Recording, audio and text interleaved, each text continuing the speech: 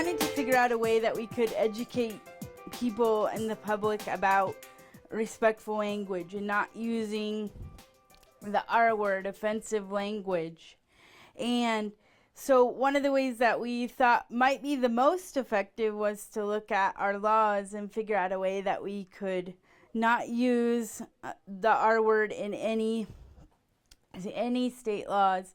And so it would be new or revisited state laws, that way not costing any money. It was so exciting that the self-advocacy group who formed around being leadership, self-advocates and leadership around being active in policy, that they chose a subject that was so appropriate and perfect for them that they could speak to eloquently and personally and very powerfully. And they did the work. Their testimony was always powerful. Lots of other people and groups got on board and supported it, but it was the first time that they were actually the total lead on an issue. And a few of us just sometimes gave a little bit of advice or said you might want to be sure too, or I think David Lord with DRW wrote a couple of amendments at the right time. But basically we were all working other various issues where we were the lead on them. And they were the lead. That was the important thing. It truly was self-advocates and leadership. The name was just perfect. That was a very important bill because they had to put in every legal document, instead of retarded or disabled, they had to put people with disabilities instead, which is good, instead of saying disabled or retarded, of course. It meant that people could look at us as a person first instead of labeling us. I did not like the word. I did not like everybody calling us retarded. I did not like that at all. It meant they had to finally use respectful language, and they couldn't put people down, or they couldn't put people down.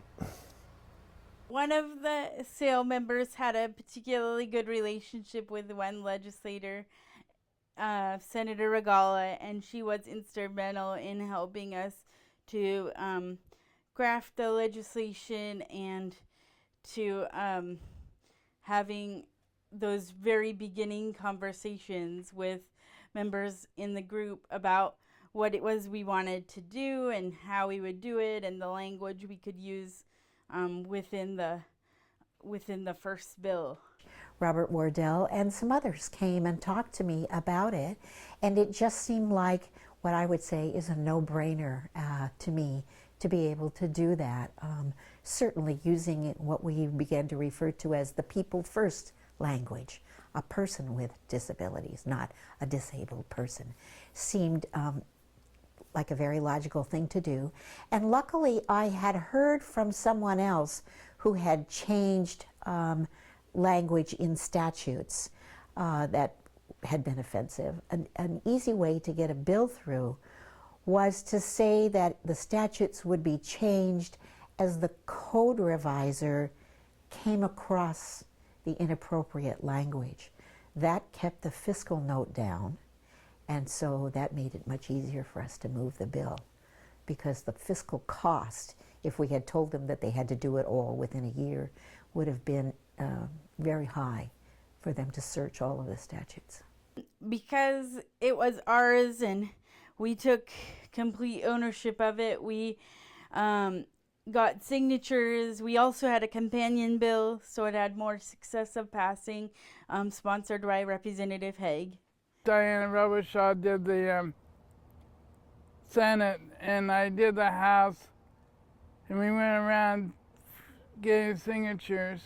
We were taking messages to legislators, keeping the pressure on, telling them they need to pass this bill because it's really important, and we took it to the governor's office and to my 3 representatives and stuff like that. We did that all the time. I testified for it, and there was a bunch of us down there did the same thing what I did. When speaking to legislators about the legislation, they were always curious about, well, why is this needed? This seems so simple.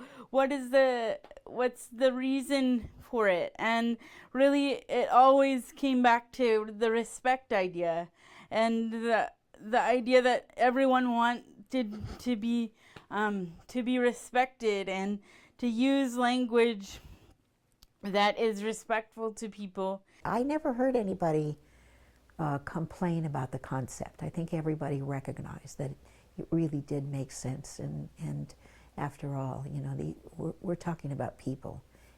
And I certainly grew up in an era where I even hate to use the word, but retarded was a word that was used to describe many individuals, and also was an insult that people threw at each other on the playground.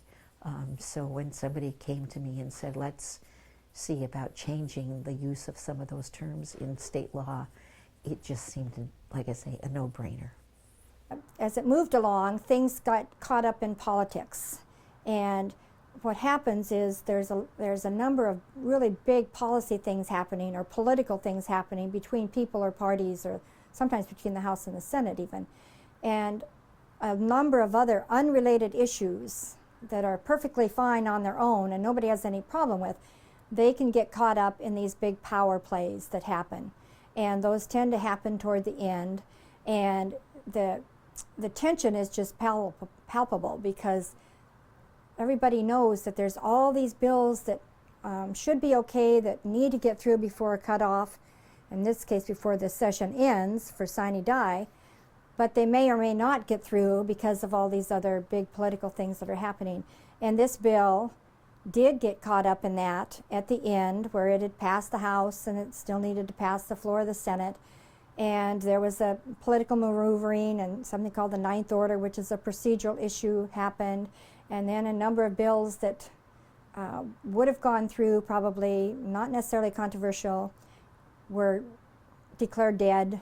And we all thought everything was gone, but we still mounted a great campaign anyway. Everyone gave such an effort there at the end that there was, you know, people were calling and leaving messages and writing, you know, notes and putting up the pressure so that nobody could deny that we were still out there, you know, wanting this to pass and wanting to know what was happening. You never want to give up, and you never want to assume that something is really, really dead until everything is totally over. And at the last minute, on the last night of session, this was one of those bills that they relented and let happen. Senator Fairley. Thank you, Mr. President. Well, so much for all my emails telling everybody this one was dead. Never say that till the last minute. This is a very good bill brought to us by the DD community, folks who want to be known as people first. Senator Regala. Thank you very much, Mr. President. Miracles do happen. I'm so pleased to see this bill before us. I think the two previous speakers have made the point. In the past, we referred to people with terms like handicapped, retarded, crippled.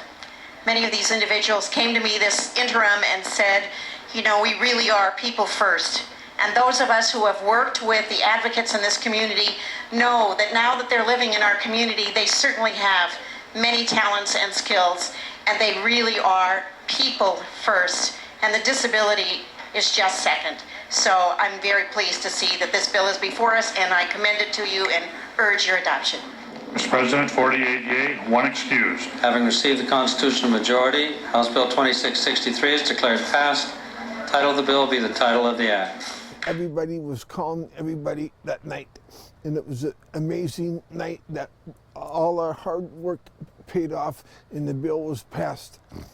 It was an incredible ride there at the end, especially for people who, you know, this was our first endeavor. So, And it's been 10 years since Governor Locke signed it into law on April 12th. The House bill was the one that ended up passing, but we will always appreciate Senator Regala for her leadership and assistance in helping us to craft the original bill.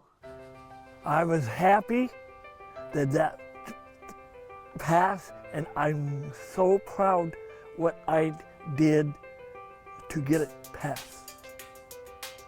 I think one of the things that's been so neat to me during that time, and also even now, is to see the empowerment of people as they begin to understand what it means to be a part of legislative advocacy and kind of making their voice heard to make changes that are for people across the state.